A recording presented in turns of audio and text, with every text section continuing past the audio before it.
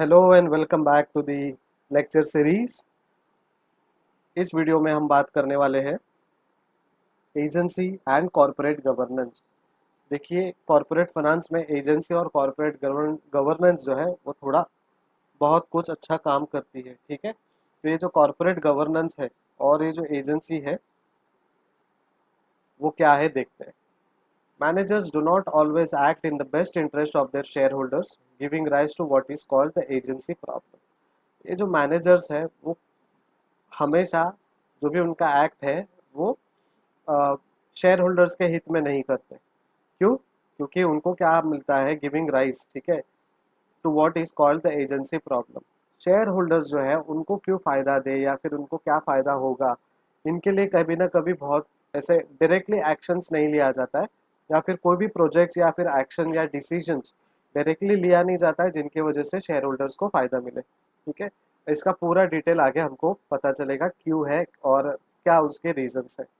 देखिए, the company, management, employees. ठीक है, अब ये डायग्राम क्या करता है, the diagram showing the agency relationship that exist between the various stakeholders of the company. ये है कंपनी, ये है उसका मैनेजमेंट और ये है उनके employees. So agency is most likely to be a problem when there is a divergence of ownership। अब ये जो ओनरशिप है डाइवर्स हो रहा है, तो एजेंसी जो है ये प्रॉब्लम क्रिएट करता है। ठीक है, तो divergence of ownership control when the goals of management differ from those of share holders and when asymmetric of information exist. देखिए, ये कंपनी है, कंपनी का मैनेजमेंट है, उनके एम्प्लॉयज है। ये जो है एज अ होल एक कंपनी है और कंपनी के जो मैनेजर्स है इनके साथ कनेक्टेड है। ठीक है, अब शेयर होल्डर्स जो है उनका डिसीजंस बहुत इंपॉर्टेंट रहता है और उनमें उन्होंने जो रेजोल्यूशंस पास किए हैं वो बहुत इंपॉर्टेंट होता है।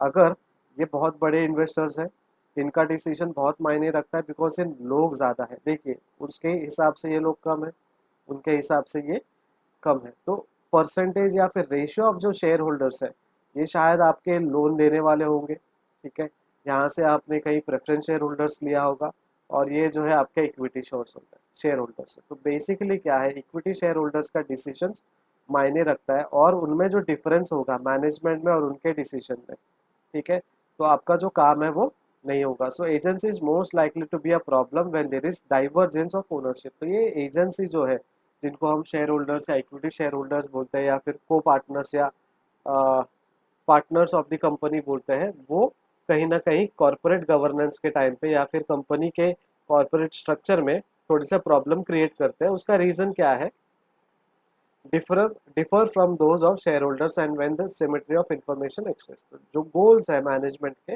वो डिफर करता है गोल्स शेयर होल्डर्स के। शेयर होल्डर्स को क्या चाहिए, पैसा चाहिए, मैनेजमेंट को क्या चाहिए, ग्रोथ चाहिए।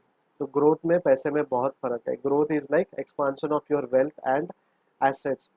शेयर होल्डर्स को एक्सपांशन ऑफ देयर वेल्थ, वो ऑर्गेनाइजेशन क्या कर रही है, कैसे कर रही है हमको नहीं पता, बट हमारा भी बेनिफिट होना चाहिए। कुछ ऐसे काम होते हैं जो मैनेजमेंट का ही बेनिफिट होता है, शेयर होल्डर्स का नहीं होता। तो वैसे में ये जो एजेंसी है बहुत तकलीफ देती है। An example of how the agency problem can manifest itself within a company is where managers diversify to reduce the overall risk of the company, thereby safeguarding their job prospects। तो manager या फिर management क्या करती है, company का जो problem है, ठीक है, वो जो मैनिफेस्ट करती है ऑर्गेनाइजेशन के अंदर। ठीक है, वेयर मैनेजर डाइवर्सिफाई, मैनेजर क्या करते हैं, डाइवर्सिफाई करते हैं उनके जॉब को, जॉब प्रोस्पेक्ट्स को और फाइनेंसेस को। क्यों? To reduce the overall risk of the company. Company के रिस्क के लिए वो डाइवर्सिफाई करते हैं, इसलिए कुछ डिसीजंस शेयर होल्डर्स के ऊपर डिपेंड नहीं करते, वैसे डिसीजंस मैनेजर्स लेते हैं, मैनेजमेंट लेती है। उनके जो इन्वेस्टमेंट है उसको डाइवर्सिफाई करते हैं और वो क्या करते हैं, अपने जो जॉब प्रोस्पेक्ट है उसको सेफ गार्ड करते हैं। Shareholders could achieve this themselves by diversification. Shareholders भी अचीव कर सकते हैं या फिर कर सकते थे बाय देयर ओन डाइवर्सिफिकेशन, क्योंकि उनको भी अपना जो इन्वेस्टर्स का जॉब है उनको भी टिकाए रखना है।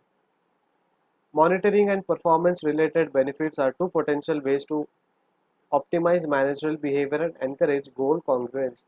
ये जो monitoring and performance related benefit है वो बहुत पोटेंशियल वेज है ऑप्टिमाइज करने के लिए कि ये मैनेजरल बिहेवियर जो है और उनका जो एनकरेजमेंट है गोल कॉन्ग्रुएंस के पीछे, वो देखने के लिए मॉनिटरिंग करना बहुत ज़रूरी है और परफॉर्मेंस जो है वो हमको देखना है। और ये परफॉर्मेंस जो रिलेटेड है दो पोटेंशियल वेज के लिए रिलेटेड है, किनके, मैनेजरल बिहेवियर और उनका जो एनकरेज है बिहाइंड देयर गोल्स। ठीक है।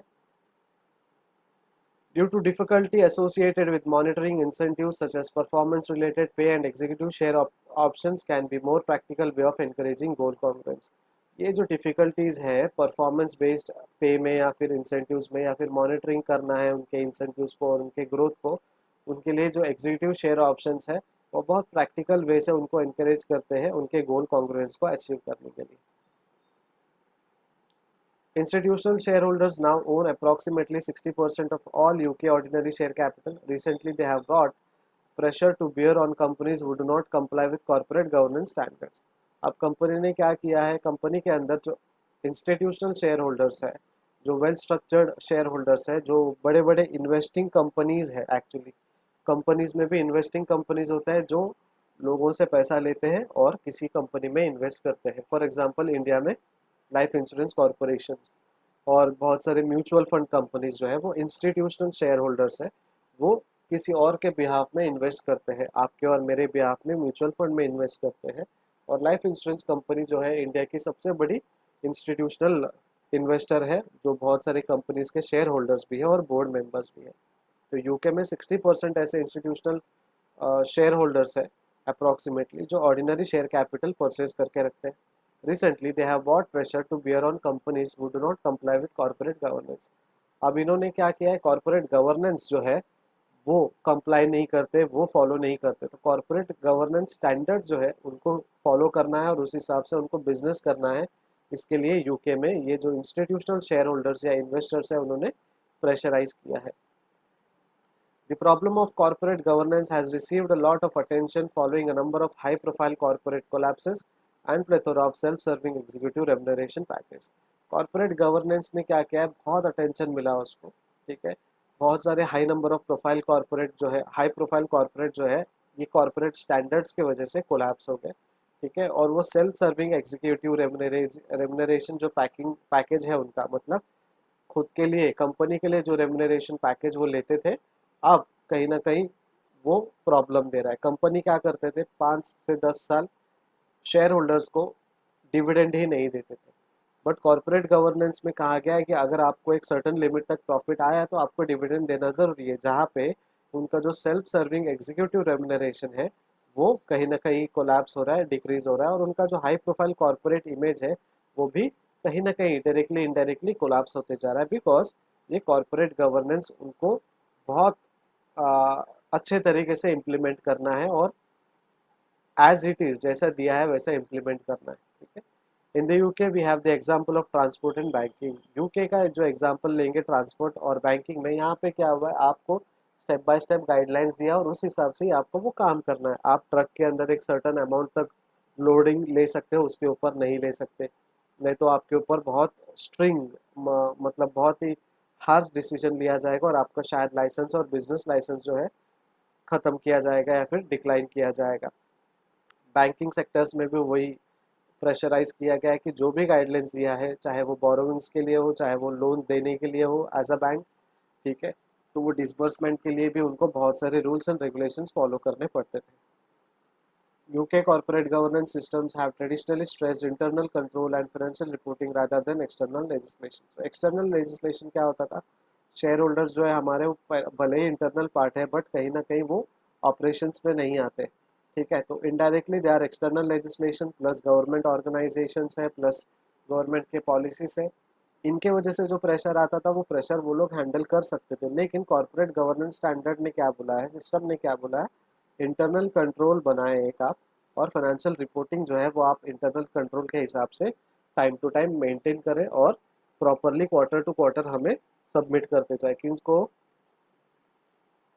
उनके रेगुलेटरी अथॉरिटीज़ को। Corporate governance in the UK was addressed by the 1992 Cadbury Report and its Code of Best Practice and the 1905 Greenberry Report। तो कॉर्पोरेट गवर्नेंस यूके में क्या हुआ, उन्होंने 1992 में वो एड्रेस किया और उन्होंने ये रिपोर्ट का नाम दिया कैडबरी रिपोर्ट। ये कोई कैडबरी कंपनी का रिपोर्ट नहीं है, ये रिपोर्ट का नाम दिया गया है। And it's code of best practice, उनका जो बेस्ट प्रैक्टिस का कोड था 1995 में, उसको नाम दिया है ग्रीनबरी रिपोर्ट। तो कैडबरी रिपोर्ट 1992 में हुआ और ग्रीनबेरी रिपोर्ट 1995 में। आपको ये शायद शॉर्ट नोट्स के लिए कंसेप्ट आ सकता है, कैडबरी रिपोर्ट एंड ग्रीनबेरी रिपोर्ट। आप पढ़ लीजिएगा। अगर आपको इसके डिटेल चाहिए तो कमेंट कीजिए आपको, तो इसके लिए हम अलग वीडियो बनाएंगे, ठीक है। और 1992 1995 में ये दोनों रिपोर्ट्स बने। अब ये रिपोर्ट्स क्यों बने? कॉर्पोरेट गवर्नेंस के लिए, ठीक है, तो याद रखिएगा।